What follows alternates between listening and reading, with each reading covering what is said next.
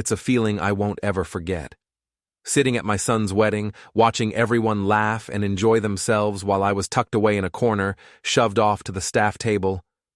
No, not even a table, really. A long metal one, wedged between the kitchen doors and the bathroom. That's where I sat, my fork moving mechanically through what they called food, but it tasted like ash. I barely looked up when Chase and Victoria walked past, arm in arm, the very picture of happiness. Their eyes didn't even glance in my direction. There was no place for me at that wedding, not really. Sure, I was the father of the groom, but in their eyes I was just another old man, someone who had done their part and now could be shoved to the side. The staff was more important than me. I mean, hell, they were getting paid, right? I wasn't even good enough for the leftovers, literally. As I chewed, I could feel the bitterness, the humiliation, burn in the back of my throat. I swallowed hard, not letting it show, but the anger, the rage, was there. It simmered beneath the surface, hot and sharp. No one even noticed I was there, sitting alone, a forgotten piece of furniture in the grand hall. The laughter around me was louder than ever, the clinking of glasses, the chatter. It felt like a damn joke, one that I wasn't in on. I hadn't raised him to be like this. At least, I didn't think I had. I had worked my ass off my entire life. Long hours, weekends spent busting my back, putting in overtime at the factory. And all of it? For them.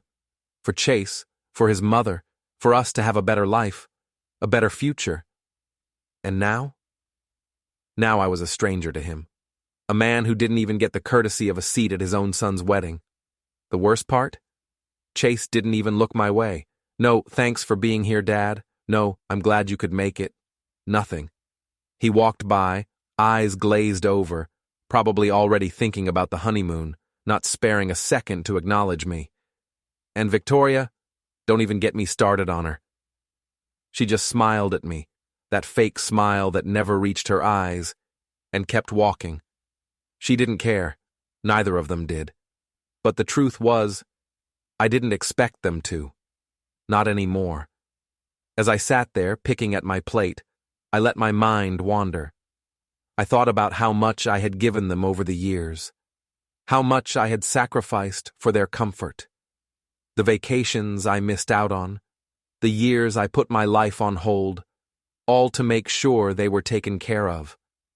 I had bailed them out more times than I could count, covered their debts, paid off loans, bought them gifts, even helped with the house when they needed it.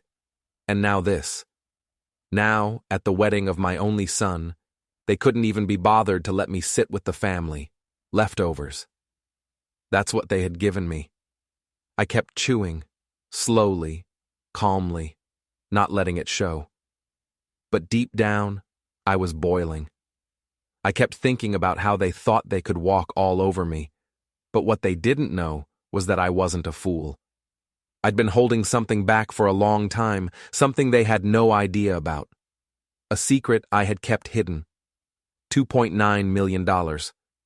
Before we continue, we ask you to subscribe and like the video to help the channel grow. Tell us which city you are from in the comments. We would like to get to know our audience better. $2.9 million.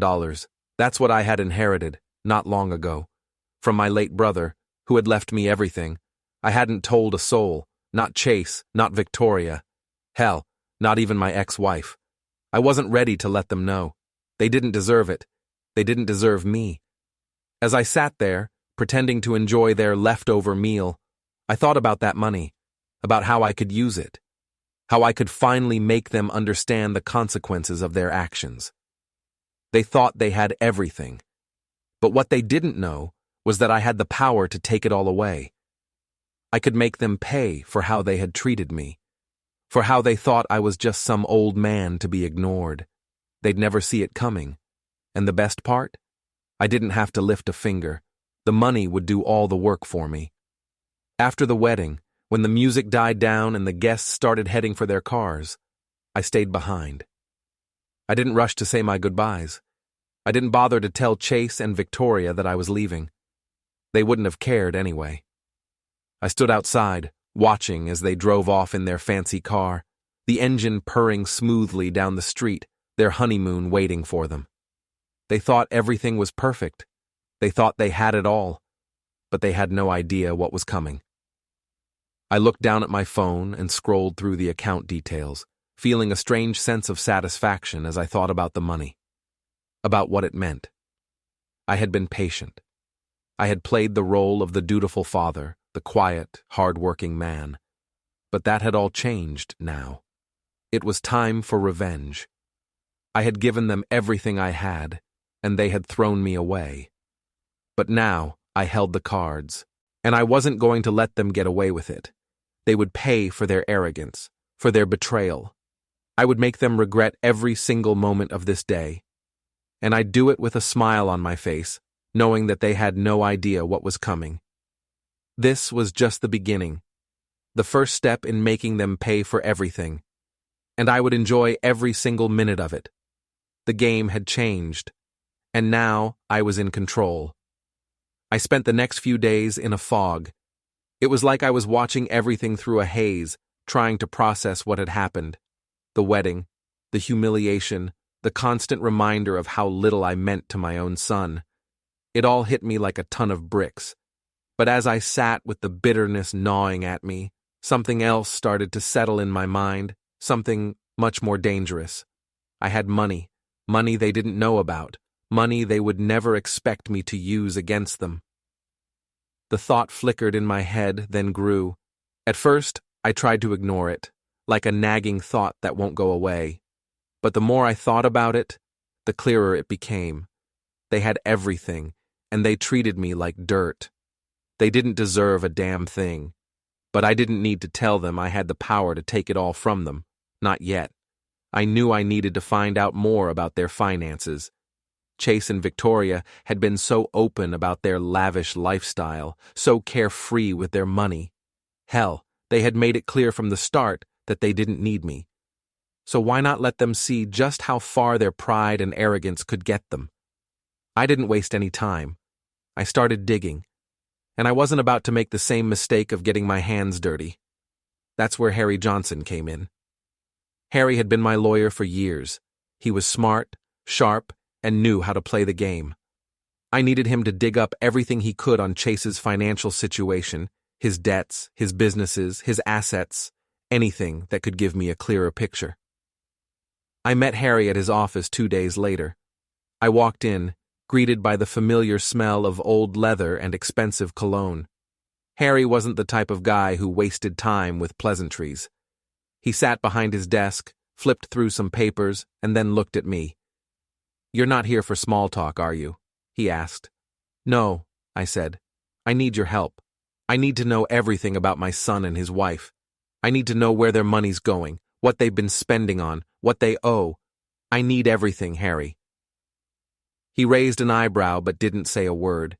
Instead, he pulled up a folder and slid it across the desk toward me. Inside were pages and pages of financial statements, loans, mortgages, and credit card bills, the kind of stuff that made most people break into a sweat, but not me. I could handle this. Harry leaned back in his chair, folding his hands. "You sure about this? I mean, this is your son we're talking about." I felt a pang of guilt, but I shoved it aside. "Yeah, I'm sure. I need to see how deep they're in. I have to know how bad it really is." Harry's fingers drummed on his desk as I flipped through the papers. The deeper I went, the more disgusted I felt. Chase and Victoria had been living like they were untouchable, charging up credit cards, taking out loans, overextending themselves on failed business ventures. They had a small fortune tied up in properties, but none of them were profitable. Their house, that big, beautiful place they liked to show off, was mortgaged to the hilt.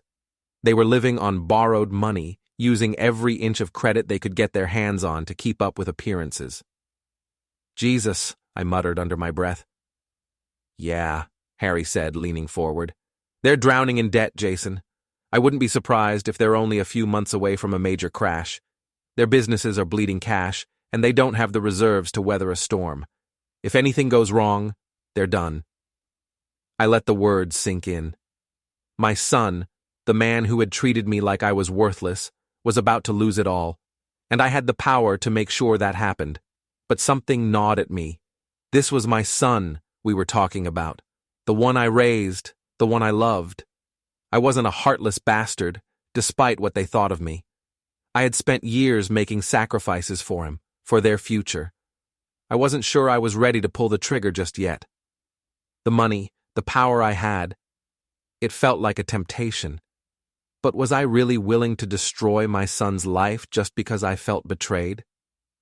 Could I really go through with it? I leaned back in my chair and stared at the ceiling. Part of me wanted to just let them fail on their own, watch them sink into the mess they'd created. They had no one but themselves to blame for the mess they were in.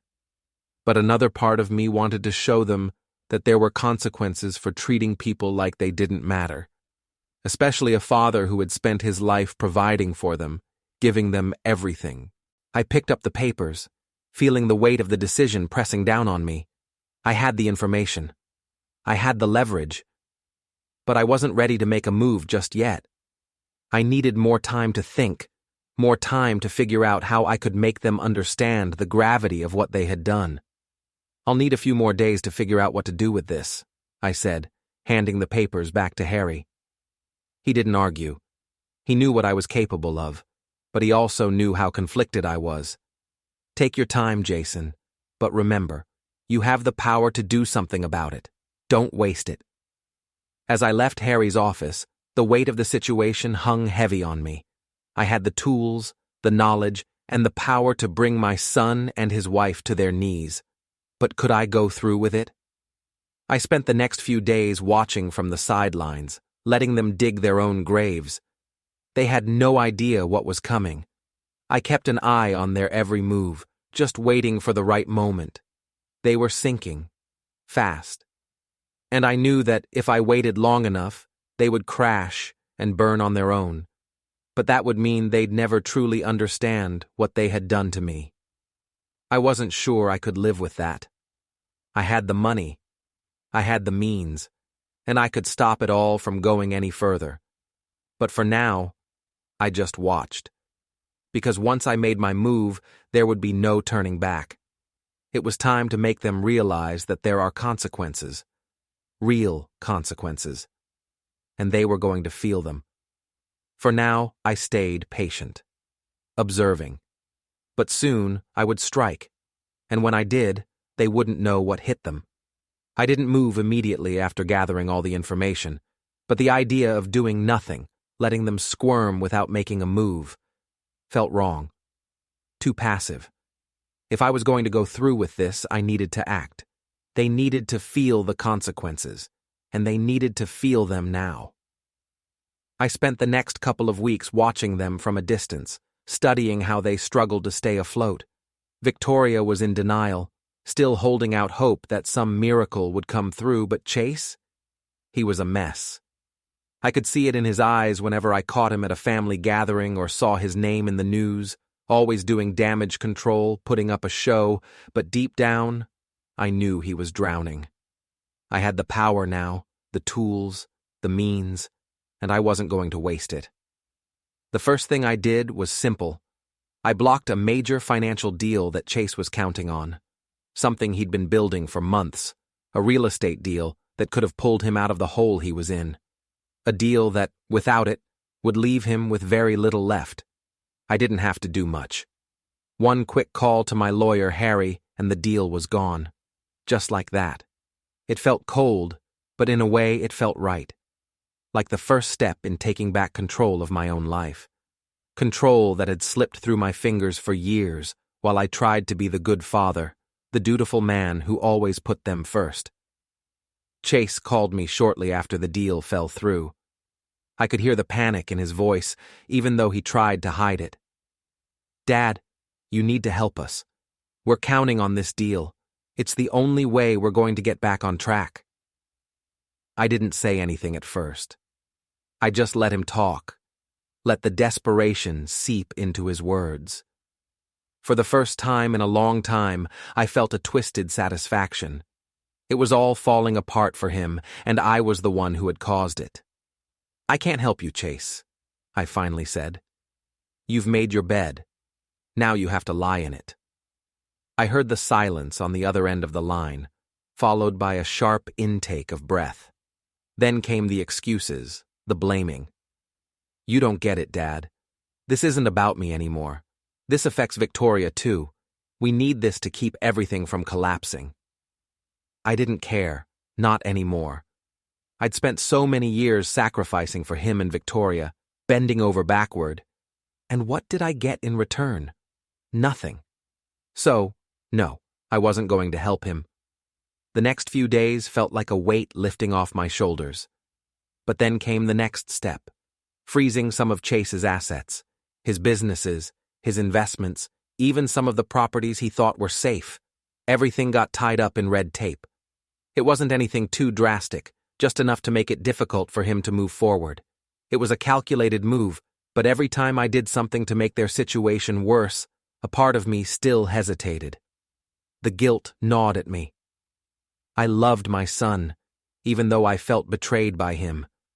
But I knew that if I didn't follow through, if I didn't make him face the consequences of his actions, he would never learn. I kept telling myself that this wasn't about vengeance. This was about teaching him a lesson.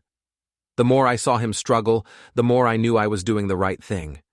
The more I saw him fail, the more I realized how deep he had dug himself into this hole. The truth was, he had never appreciated what I'd done for him. Not really. Victoria? She didn't make things easier. She started calling me too, but with a much different tone than Chase. She was all sweet and polite at first, playing the role of the concerned daughter-in-law, pretending to be understanding. But I could hear the manipulation beneath it all, the subtle push to get me to change my mind. It didn't take long before she began playing the emotional card. Jason, you've always been there for us. Why are you doing this? You know how much we need your help. Please, don't let this tear our family apart. I didn't even flinch when she said it. It was just another game she was playing, trying to pull at my heartstrings, trying to make me feel guilty. But she didn't understand. She never would. She had always thought she could manipulate me into giving in, into doing whatever she wanted. Not this time. I played it cool, sticking to my guns. I wasn't going to give them anything, not until they learned their lesson. Chase didn't take long to figure out that something was off. He started piecing things together. He began calling around to his business partners, trying to track down why the deal fell through. He started asking questions, and that's when he hit the wall. He couldn't get answers, not the kind he wanted, not without pointing the finger at someone. And when that someone turned out to be me, it didn't take long for him to confront me. It happened on a Thursday afternoon. I was sitting in the living room, flipping through some paperwork, when I saw his name flash up on my phone. I already knew what it was about. Dad, he said, his voice tight. What the hell is going on? Why did you do this? You know how much we needed that deal. This is ruining us. Don't act like you don't know. I didn't respond right away. I let the silence sit for a moment before I spoke. You don't need me, Chase, I said, keeping my tone even though every part of me was shaking with anger. You've always thought you could do this on your own, and now you're learning the hard way. He didn't take that well. The anger in his voice was palpable. So, this is what you're doing now? You're sabotaging me? You're meddling in my life like some stranger? I don't need your help, but I sure as hell don't need you throwing me under the bus. I heard him take a deep breath. There was a long pause, like he was trying to calm down. But I knew that this wasn't going to end peacefully. I had expected him to lash out. What surprised me was how quickly he saw it. He knew. He knew someone was pulling the strings, and it didn't take long for him to figure out it was me. I don't care what your problem is, Dad, he spat, but don't ever think you can just destroy my life and walk away from it. I hung up before he could say anything more. But as I set the phone down, a small part of me felt a strange sense of relief. He finally knew. He finally realized I wasn't going to sit back and let him ruin everything. I had the power now, and I was only just getting started. The days following my conversation with Chase were tense, to say the least. I had done what I needed to do, but now I was starting to feel the weight of it all. I knew it wasn't going to be easy, but I didn't expect how hard it would be to keep my resolve. I'd been living my life putting others first, especially my son, but now I had to remind myself that it was my turn. It was my turn to stand my ground. Chase didn't call back right away. I figured he was stewing, trying to figure out what to do next. But Victoria? She didn't waste any time. She came at me from every angle. I don't know what I expected from her, but it wasn't what I got. She wasn't just upset. She was calculating, manipulating in a way that felt almost second nature to her. It was the same routine she'd been running for years, pretending to be sweet, pretending to be the concerned daughter-in-law, but always with an agenda behind it. It started with a text. I didn't respond at first. Then, she called. I let it ring a few times before picking it up. "Jason?" Her voice was soft, almost coaxing. "Can we talk? Please, just for a minute." I could tell she was already playing the emotional card, trying to guilt me into responding.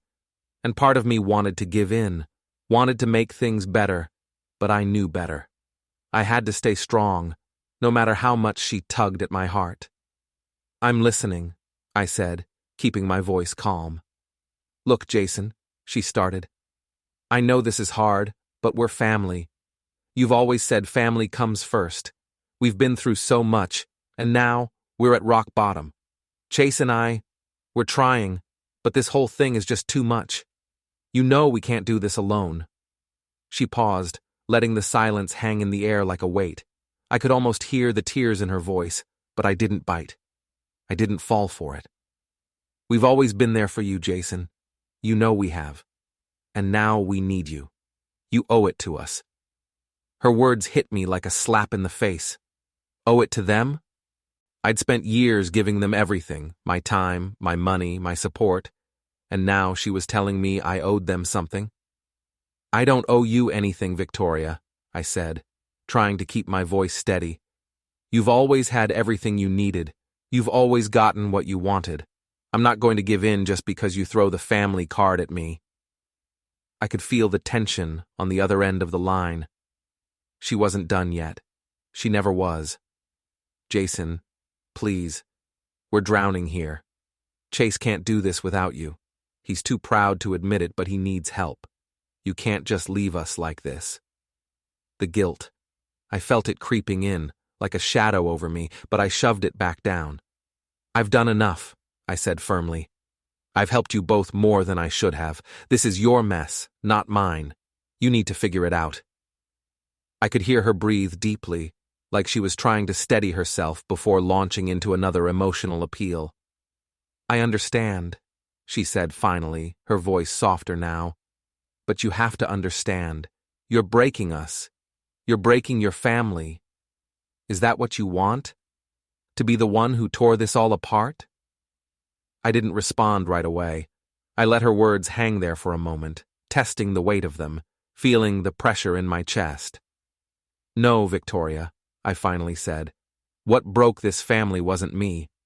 It was you and Chase thinking you could use me like a safety net, and I'm done being that for you." There was a long pause. Then she sighed, the sound like she was defeated. "I'm sorry, Jason. I really am. But please don't make us suffer like this. Please don't make us lose everything." I could hear her trying to hold back tears, and that was when I knew she was playing me. It wasn't just about money to her, it was about control. She was trying to get me back into their corner, make me feel like the bad guy if I didn't help, but I couldn't let her win, not this time. "I've made my decision, Victoria," I said, cutting through the emotional noise. "I'm not helping you, not now, not ever again." There was silence on the other end. Then, she hung up. It was over. For now. But that wasn't the end. It couldn't be. Chase, I knew, wasn't going to sit back quietly. I could feel him coming, like a storm gathering on the horizon. It was just a few hours later when the phone rang again. This time, It was him. Dad. His voice was sharp, clipped. What the hell is going on? What did you do? I didn't say anything. He didn't deserve a response. But he didn't stop. He couldn't. You fucked up everything, old man. He spat, his words filled with rage. You're sabotaging me, and you know it. I'll make sure you regret this. I swear to God, I will. His voice cracked, and for a second, I thought I heard something other than anger. Fear, maybe. But I didn't care. You think I care about your threats, Chase?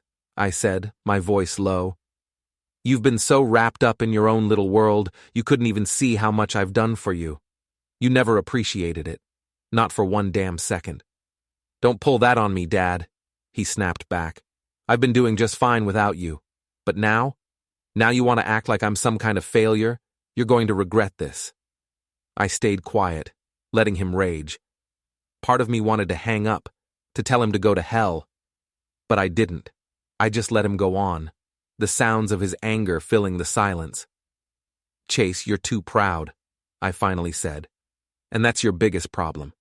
You can't admit when you need help, and you sure as hell can't accept it from me. There was a long pause. I could almost feel the heat from his anger simmering in the air. Don't come crawling back to me when everything falls apart, I added quietly, before hanging up. I knew it was coming. I knew he wouldn't stop. Not until he realized what I'd done. What I had the power to do. And I didn't care. The more he resisted, the stronger I got. I was done playing the fool. Chase wasn't going to win, not this time. The pressure was building, I could feel it. They were cracking, but they didn't know yet just how badly they were going to break, and I was ready to watch it happen. Because this was just the beginning. I didn't expect Chase to go down without a fight. Hell, I probably should have seen it coming. He always had that arrogance about him, the belief that he could fix everything, that he could always worm his way out of trouble. But what I didn't count on was Victoria's influence. She was the real mastermind behind everything, and I was starting to see just how far she'd go to manipulate people to get what she wanted. The first sign that things were escalating came one afternoon when I got a call from Harry Johnson. He had been keeping an eye on Chase's finances, as I'd asked him to. Harry was the kind of guy who could dig into people's backgrounds without anyone noticing, and he was damn good at it. Jason, I've got news, he said, his voice filled with concern. Chase and Victoria are making moves. They've contacted some of your old associates. I think they're looking for new investors to save the business. I felt a cold knot tighten in my stomach. Of course they were. It was always about money for them, always about trying to find another way to stay afloat without facing the consequences of their actions. I had been working so hard to shut down their options, to make them realize they couldn't just rely on me. But here they were, going behind my back, trying to undo everything I'd worked for. Who? I asked, trying to keep my voice even. Who are they talking to? Harry paused for a moment. I don't know the details yet, but they've been in touch with a few investors who used to work with you, people who know how you operate, and from what I'm hearing, they're getting serious offers. I felt a wave of frustration wash over me. This wasn't supposed to happen. I'd been strategic, calculated. I'd been taking small, deliberate steps to bring them to their knees, and now they were going behind my back, trying to make deals I hadn't even given them permission to make. You can't let them get away with this, Jason, Harry warned. You have to make sure they don't get the support they're looking for. I gripped the phone tighter, my knuckles turning white. I won't. I'll shut them down. I've already seen how far they're willing to go, and I'm not about to let them drag me back into their mess. The call ended, but my mind was racing. I couldn't let them undo everything I'd set in motion. Chase and Victoria thought they could outsmart me, that they could just waltz back into my life and make things right again. Well, they were wrong. I wasn't going to let them use my past connections or manipulate my old associates to get what they wanted. I needed to make sure they failed. I needed to make sure they realized that they couldn't win this game without paying the price. A few days later, I learned they had managed to secure a meeting with one of my old colleagues, a guy named Richard. Richard and I had worked together years ago, back when I was still running my own business. He had always been a straight shooter, someone I could rely on, but over the years we'd lost touch, and I'd heard rumors that he'd started working with some of the same investors who'd previously backed me. I wasn't going to let Chase and Victoria use Richard as a pawn. I couldn't. I knew that if they gained his support, it would be a serious blow to my plans. I called Richard's office the next morning. "Hello, this is Jason Green," I said, trying to keep my voice casual, but my mind was already working, calculating the next move. "I heard you've been meeting with Chase and Victoria. I just wanted to make sure you know what you're getting into." There was a slight pause on the other end. Richard must have recognized my voice. "Jason," he said, his tone suddenly cold. "What's this about? Why are you bringing this up now?" I didn't waste time. "Because I don't want you to get involved in their mess. They're drowning in debt, Richard. I've already given them everything I could. You don't want to tie your name to them. Trust me." I could hear the hesitation in his voice. "Jason, I know things between you and your son aren't great, but this is business. You can't let personal issues cloud your judgment." "No," I said firmly. "This isn't just business. This is a scheme. They're using anyone they can to prop up their failing business. And if you don't back out now, you'll be caught in the fallout when it all crashes down." There was silence on the line for a moment. I could tell Richard was thinking, weighing his options. "All right, Jason," he said finally, his voice softer. "I'll step back, but don't think this is over. You and Chase, you've got a lot to work out between you two. This isn't just about money." I let out a long breath. "I know, Richard, and believe me, I'm trying to handle it, but I'm not about to let him drag me down with him." The conversation ended shortly after that, and I felt a strange sense of relief. At least Richard wasn't going to back them. But I knew they weren't going to give up that easily. They were still going to look for other ways to get what they wanted.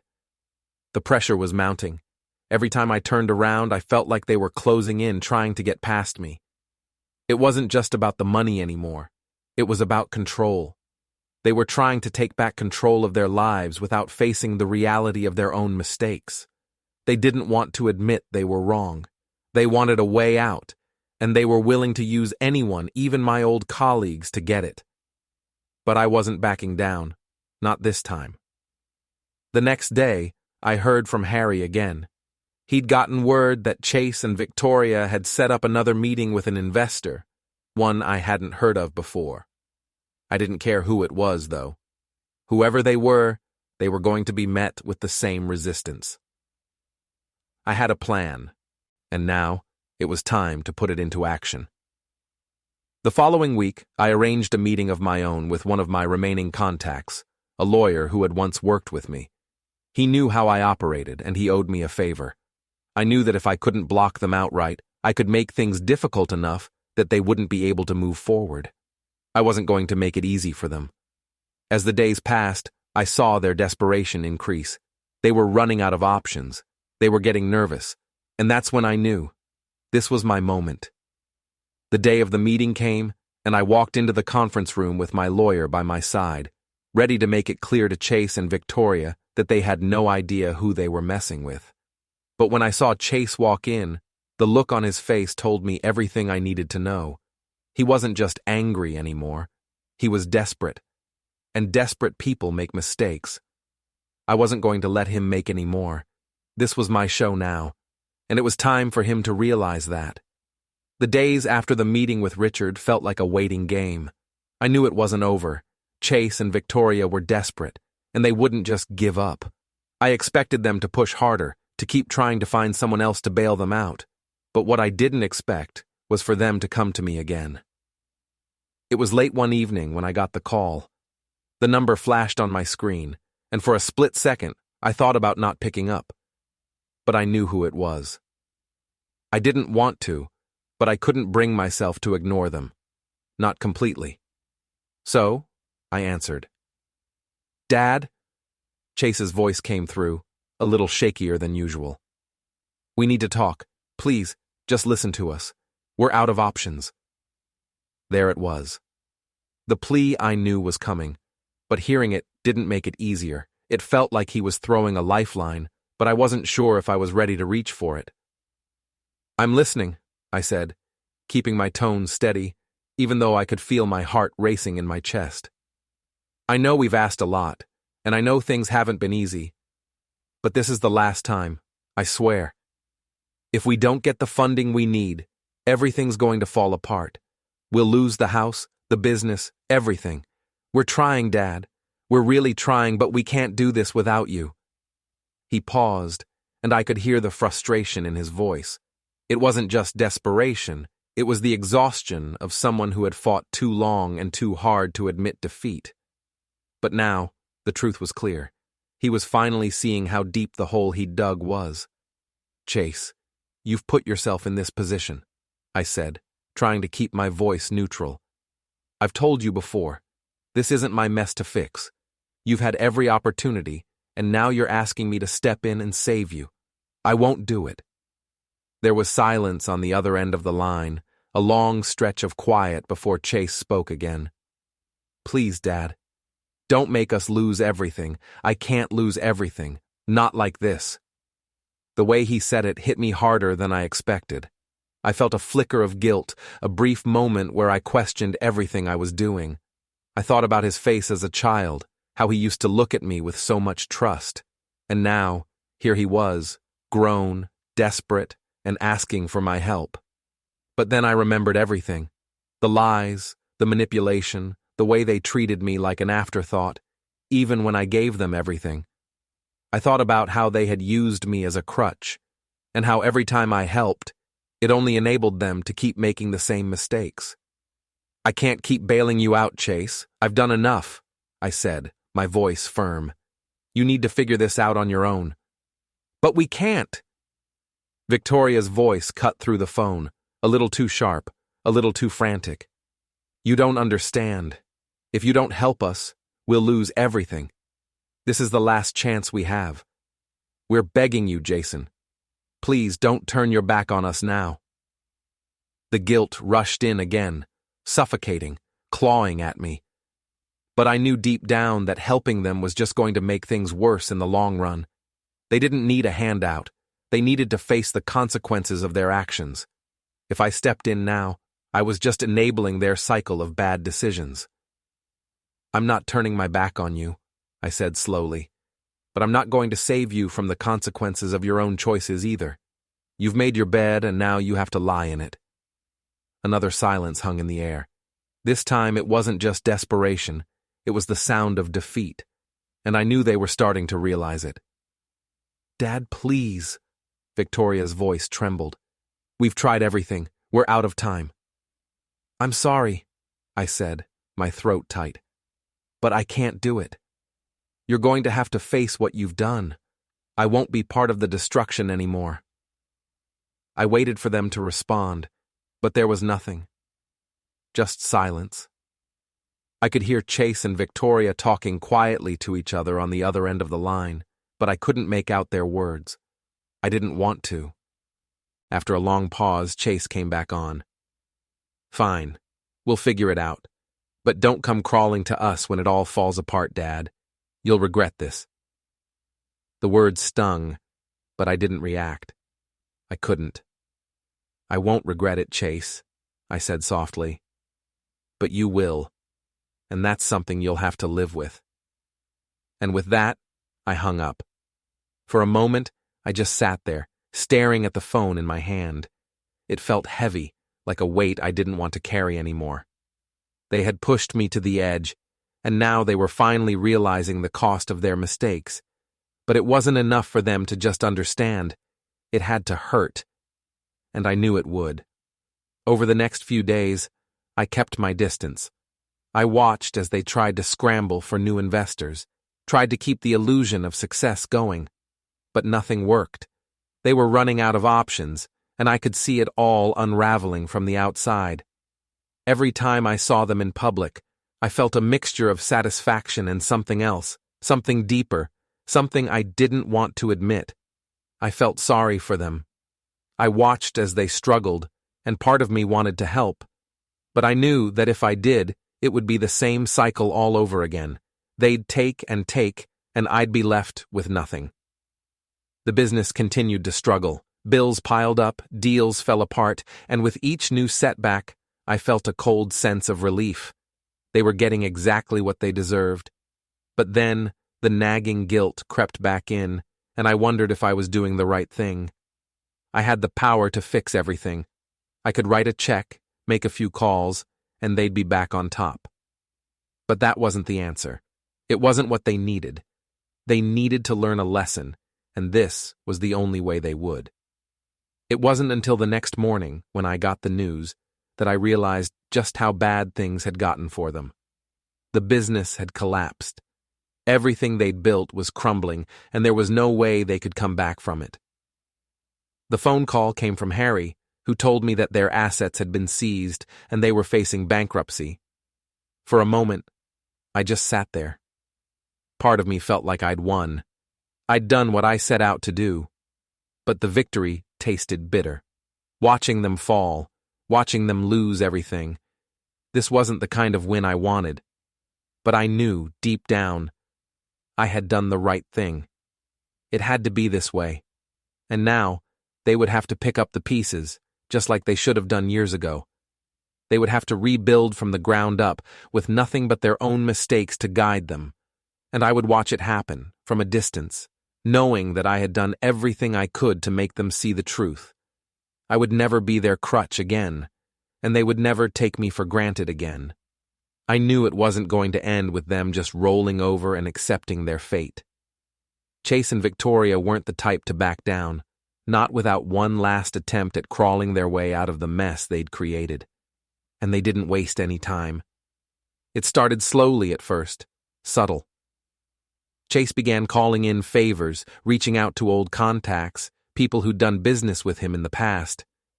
I could tell he was desperate, throwing everything he had left into trying to fix things. It was like watching someone who's drowning clutching at a piece of driftwood, convinced it would save them, but in reality, it was only going to pull them under faster. I didn't make a move at first. I wanted to watch. I wanted to see how far he'd go, how far he'd push himself and everyone else. But one thing was clear. He wasn't going to stop, and neither was Victoria. The phone calls kept coming. Chase would call, and I'd let it ring. He'd leave messages, begging for help. But I didn't return a single one. I had nothing left to give him. He had pushed me to the edge, and now it was his turn to figure out how to fix things. It wasn't just the money anymore. It was the principle. I had done enough for him. Now, it was time for him to learn. But then came the bigger moves. Chase reached out to some of the wealthier investors in the area, the ones I'd worked with before, the ones who had trusted me, but they didn't trust him. They knew too much. They knew about the business failures, the risks he'd taken, and how much he'd mismanaged everything. Still, that didn't stop him. He kept going, pushing, asking for loans, for backing, for anything he could get to pull him out of this spiral. Every time I got a whiff of one of these deals, I made sure they wouldn't go through. I used my contacts to sabotage his every move, pulling strings behind the scenes to ensure that nobody would offer him a lifeline. It felt cold, but I didn't care. This was the game now, and I wasn't going to lose.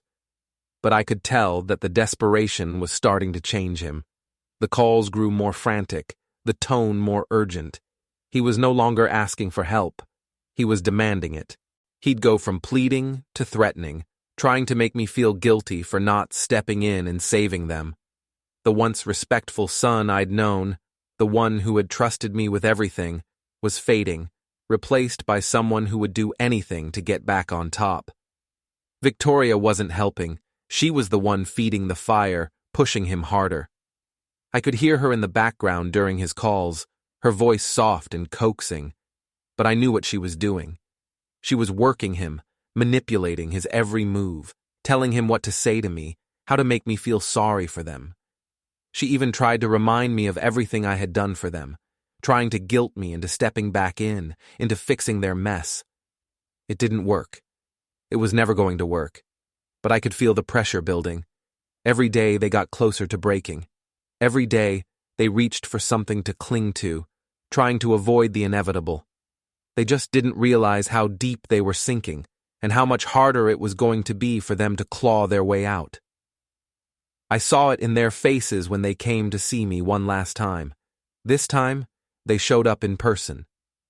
I knew they were desperate, but I hadn't expected them to come to my door, to stare me down like they had the right to demand something from me. It was early in the morning when they arrived. I was in the kitchen, pouring myself a cup of coffee, when I saw them walking up the drive. They didn't knock. They just stood there, staring at the door, waiting for me to open it. I could feel the tension in the air, thick and heavy. They were ready to make their final play, and I was ready to watch them fall. I opened the door slowly, just enough to let them see my face. I didn't say anything. I just waited for them to speak. Chase was the first to break the silence. "Dad," he said, his voice raw. "We can't do this anymore. We've tried everything. We need you. We need your help. This is the last time we'll ask. If you just help us now, we can fix everything. Please." Victoria stood beside him, her eyes wide, her face a mask of desperation. She didn't speak at first, but I could see the way she was looking at me, the way she was hoping I'd give in. She stepped forward slightly, just enough to make it clear that she was part of this too.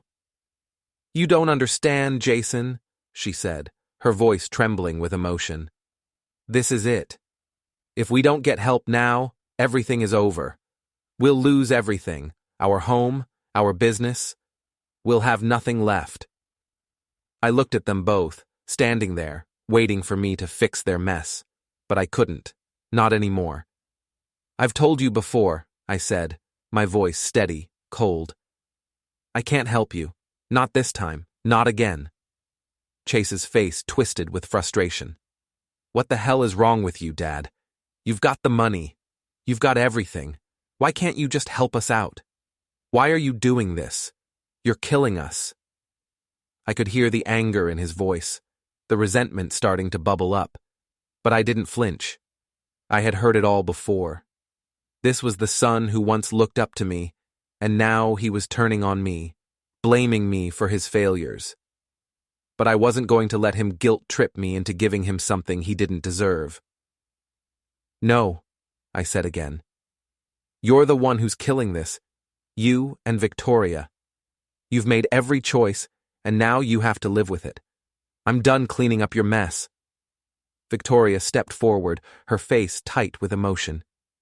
"Jason, please," she pleaded, her voice breaking. "This is your family. You can't just turn your back on us. Don't make us lose everything. You're all we have left." I looked at her, feeling that familiar tug in my chest, but I didn't give in. I wouldn't. They had pushed me too far. "I'm not turning my back on you," I said, my voice cold, "but I'm not going to let you use me anymore. You need to figure this out on your own. I've given you everything I can, and it's never been enough." They both stood there for a long moment, their eyes locked on mine, waiting for me to change my mind. But I didn't. I couldn't. Chase finally broke the silence. "Fine," he said, his voice full of bitterness. "If you won't help, then I guess we're on our own. But don't come crawling back when it all falls apart." I didn't respond. I just watched as they turned and walked away, their heads down, the weight of their failure finally sinking in. And for a moment, I almost felt sorry for them. But then I remembered. I remembered everything. They had made their choices. Now, they had to live with the consequences, and I wasn't going to be the one to save them this time. As they walked off, I stayed in the doorway, watching them go. Part of me felt like I was watching a train wreck in slow motion, but there was no stopping it now. It was over, and I was ready to let them crash and burn. It was the only way they would learn. It was a week later when the phone rang again. This time I didn't even hesitate. I knew who it was. I could feel it in my gut before I even picked up. Chase. I had been expecting this call, and when I saw his name flash across the screen, I didn't feel the same anger I once did. It was something else now. Something cold. Something final. Dad. His voice came through the phone, rough around the edges. I need to talk to you. I leaned back in my chair and let out a long breath. Part of me wanted to hang up, but I knew I needed to hear him out. I had been holding my ground for so long, and I wasn't about to stop now. But I was curious. What else did he have to say? How far would he go this time? I'm listening, I said, keeping my voice steady. I know I've messed up, he started, his words coming out in a rush. I know I've hurt you. I know I've made every mistake possible, but I'm ready to change. I can't keep doing this. I can't keep pretending everything's fine when it's all falling apart. I want to fix things. I want to make things right with you, with the business, with everything. I closed my eyes and listened, trying to gauge whether there was any sincerity in his voice. Part of me wanted to believe him. Maybe that's what hurt the most. He was finally saying the words I had longed to hear, but there was still that bitter edge to his tone, still that pride that had kept him from saying this sooner. You want to fix things, huh? I said slowly, letting the weight of my words hang in the air. After everything you've done, after how you've treated me, now you want to make things right? I know, he said quickly, desperation creeping in. I know I've been awful, I've been selfish, but I'm asking for one last chance. Please, Dad, help me, help us. I can't do this alone. I've lost everything, and if I don't get some kind of help, it's over. I don't want to lose you too. Please. His words cut through me like a knife. A part of me wanted to reach out and help him. It's what I had done my whole life, fixing things, taking care of him when he couldn't take care of himself. But this time, I wasn't going to be the crutch he leaned on. He had to learn this lesson on his own, no matter how painful it was for both of us. I've been waiting for this moment, Chase, I said, my voice calm but firm. But here's the thing. You've had every chance, every single opportunity to make things right. You think I don't know how hard it's been for you? I've watched you fail. I've watched you dig yourself deeper into this hole. But now you're asking me to pull you out? To clean up the mess you made? I could hear the hesitation on the other end, the realization sinking in that this was it. There was no easy way out, no more excuses. I'm asking you to help me fix it, Dad, he said, his voice quieter now, more vulnerable. I've learned my lesson. I've hit rock bottom. I don't want to keep living like this. I don't want to keep lying to myself. But I need you. Please, don't turn your back on me. There was a long pause. I sat in the silence, letting his words sink in. The part of me that had always wanted to help, that had always wanted to believe in him, was still there. But something had changed. Something in me had hardened. I'm not turning my back on you, Chase, I said, my voice steady. But I need to hear you say it. I need you to admit what you did. I need you to apologize for the way you treated me, for the way you've treated this family. The silence on the other end stretched out, long and unbearable. I could hear him breathing, but he didn't respond. I'm not helping you unless you do, I continued. You can't just walk in here, tell me you want to fix things and expect me to believe it. You need to admit that you screwed up. You need to show me that you understand the damage you've done. His pride was there. I could feel it. I knew he wasn't going to back down easily. He was never one to apologize, not even when he knew he was wrong. That's what had driven me to this point in the first place. The years of disrespect, the years of feeling like I was invisible in his eyes. He had taken everything I'd given him, and he hadn't learned a damn thing. I'm not going to beg you, Dad, he said, his voice clipped now, laced with that same stubbornness that had always defined him. You know how I feel. I've done what I can. But I'm not going to grovel. I'm not going to pretend that I'm some kind of saint just because I made a few mistakes. I felt my jaw tighten, the frustration building inside me. You want to fix this? I said, my voice colder now. Then admit that you messed up. Apologize. And then maybe, just maybe, I'll consider helping you. But if you can't do that, if your pride is still more important than your family, then I'm done. I won't be part of this anymore. He didn't respond right away. The silence between us grew thick, and I could hear the anger building in his breath. He was on the edge, teetering between admitting his mistakes and holding on to his pride. And I knew, deep down, he wasn't going to let go of it. You've always been like this, he finally spat. You think I owe you something. You think I need to beg for your forgiveness. Well, I'm not going to do that. I'm not going to say sorry just to make you feel better. I closed my eyes, fighting the anger and the disappointment that flooded my chest. This was it. This was the moment I had been dreading, the moment when I knew for sure that he wasn't going to change, that his pride would always come before his family, that he would never be the son I had hoped he would become. I'm done, I said, the words falling out of my mouth without hesitation. You want to keep going down this path? That's on you. But I won't be a part of it. I won't be your crutch anymore. You've had your chance, Chase. I hung up the phone without another word. I didn't need to hear anything else. The conversation was over. I stood there for a moment, the weight of it all settling on my shoulders. It was final. There was no going back now. Chase had chosen pride over reconciliation, and now I had to let him live with that choice. I had to let go, even though every part of me wanted to reach out and help him. But I knew I couldn't. I had done enough. Now he had to face the consequences of his actions, and I wasn't going to be there to pick up the pieces anymore. The weight of my decision was heavier now than it had ever been. I had done everything I could to give Chase the chance to turn it around. I had been patient. I had been understanding, but I couldn't keep pretending like he was going to change. The truth was, he wasn't going to change. And I had finally reached the point where I could no longer afford to keep enabling him. I sat at my desk for hours, the papers in front of me blurring as I stared at them, not even reading. It was all so clear now.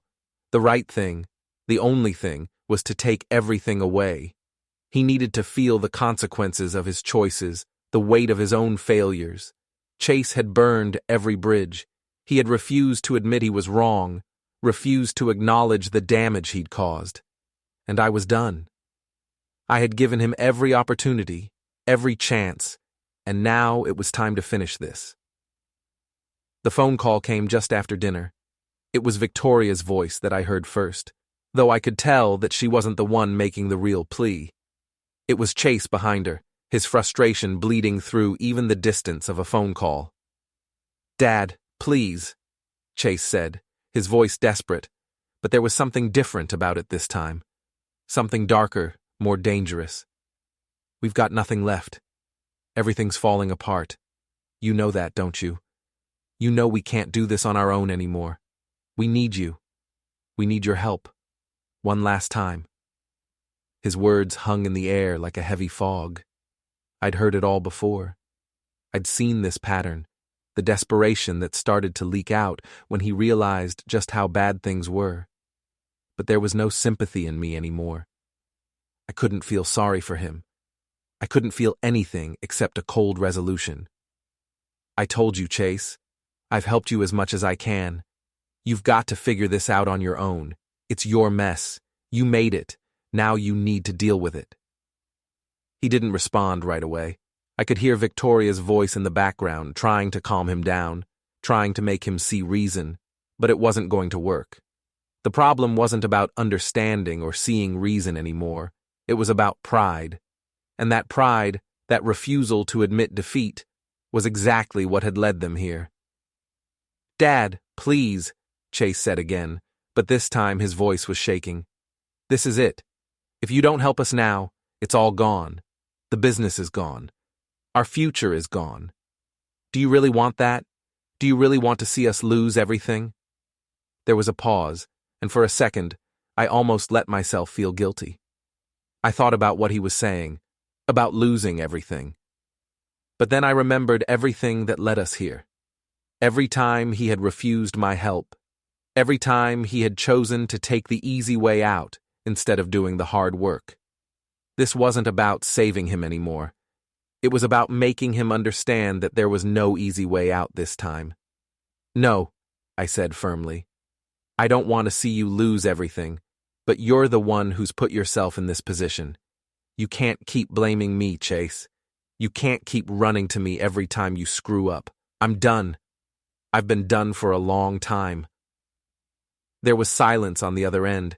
Then I heard Chase mutter something under his breath. I couldn't make out the words, but I could hear the anger, the frustration in his voice. This is on you, I said, my voice cold, calm. I'm not going to help you anymore. I've taken all the steps I'm going to take, and I'm not looking back. This is your life now. You fix it. You own it. I can't fix this, Chase shouted, his voice rising in anger. You think I want this? You think I'm sitting here loving this? I don't know how to fix this. I don't know what to do anymore. Then maybe you should have thought of that before you ran everything into the ground, I said, cutting him off. You can't expect me to keep bailing you out every time you screw up. You've had your chance. The call ended after that. I didn't say goodbye. I didn't need to. I'd said everything I needed to say.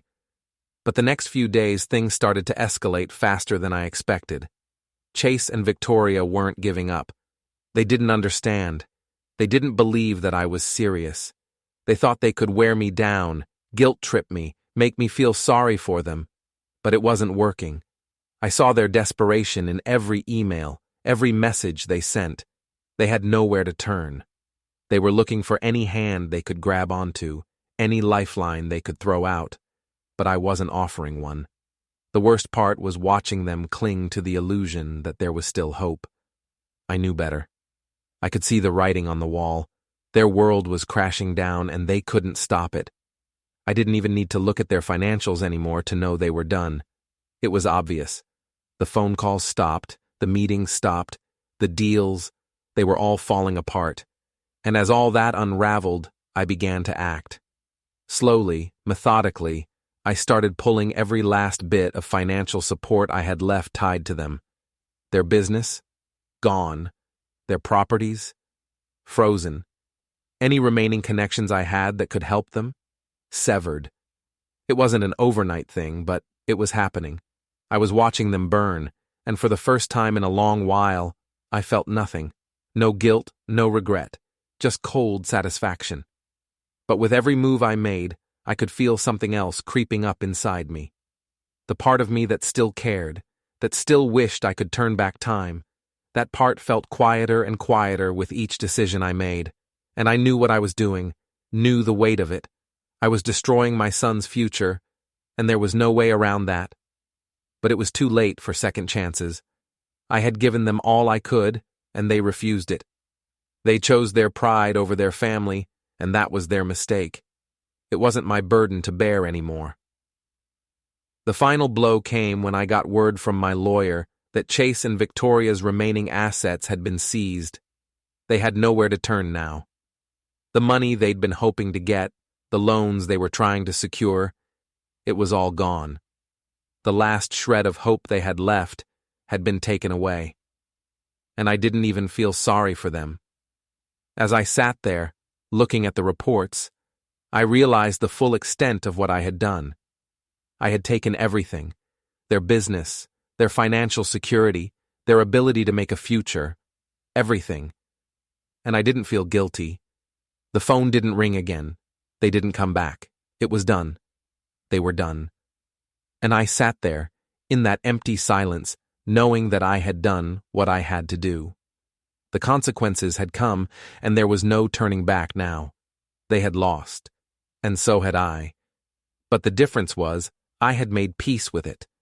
And they never would. I had already made my decision. It wasn't one I'd come to lightly. I had been holding on to the hope that, at some point, Chase would see the light, would finally admit his mistakes, and maybe, just maybe, we could salvage something from the wreckage. But after everything, after the lies, the manipulation, the constant betrayal, it was clear. He wasn't going to change, and I wasn't going to keep waiting for him to figure it out. I had done everything I could. I had given him every chance, every opportunity to make it right, and every time he chose his pride, his ego, over the people who cared about him, over me. Now it was time to finish it. No more second chances, no more false hope. This was it, the final blow. I didn't call Chase, I didn't text him, I didn't leave a voicemail. I waited until he reached out, and he did, of course. He always came back, desperate, begging for help. I could almost hear the tone of his voice change when he realized there was no one else left to turn to, no one else who could save him. It was the same routine. He called, he pleaded, but this time, something was different. This time, I wasn't going to let him talk me down, wasn't going to let him manipulate me. It was over, and I was going to make sure he understood that. Dad. His voice crackled through the phone, tight with frustration. I'm done. We're done. You've taken everything from us, everything we worked for. I don't know how much lower we can go. You've ruined us. I let the silence sit there, heavy, before responding. I didn't ruin anything, Chase. You did. This is all on you. I don't need you telling me that, he snapped. You think I don't know that? But you could still fix it. You could still make this right. I felt the anger bubbling up, but I kept it in check. He didn't deserve my anger. He deserved this. He deserved to face the consequences of what he had done. I gave you the chance to fix this, I said. I gave you every opportunity to turn things around, to stop making the same mistakes. But you wouldn't listen. Now you're asking me to fix it for you, and that's not how this works anymore. I'm your son. He practically yelled through the phone.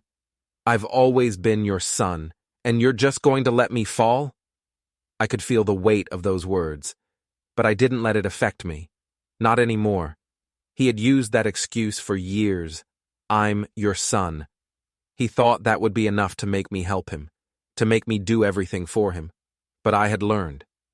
I had learned that being his father wasn't enough anymore, not when it meant enabling him to destroy everything he touched. I didn't raise you to rely on me like this, I said, my voice firm. I raised you to stand on your own, to take responsibility, but you chose to keep running to me over and over, and look where it got you. He was silent for a moment. I could hear him breathing, heavy, the sound of him trying to collect himself. But it didn't matter. It was too late. I had already made up my mind. This is your mistake, Chase, I said calmly, almost coldly. Everything that's happened, everything you've lost, it's on you. I'm not going to fix it for you anymore. You don't get to use me as a crutch. I didn't ask for your help, he said, his voice quieter now, tinged with bitterness. You're the one who decided to cut me off. You're the one who took everything. I didn't want this. I didn't want to lose it all. Well, you did, I replied, my words sharp. And now, it's done. I've taken everything. You've lost it all, and it's your fault. I hung up the phone. I didn't need to say anything more. There was nothing left to say. It wasn't about anger anymore. It wasn't even about pride. It was about letting go. Letting him face what he had done. I wasn't going to be the one to clean it up anymore. I wasn't going to let him drag me down with him. And then, I did what I had to do. I cut off every last bit of financial support. His accounts, his properties, his company, everything he relied on, I took away. It wasn't about the money anymore. It was about making him face the consequences. I watched everything he'd built fall apart. There was no turning back now. I didn't feel satisfaction, just emptiness. It was over, and it had to be. Chase wouldn't understand. He refused to admit his mistakes. I wasn't going to save him anymore. As I finished the transactions, I knew it was done. The phone rang a few minutes later, but I didn't pick it up. I couldn't. This was the end, and it was over, for good.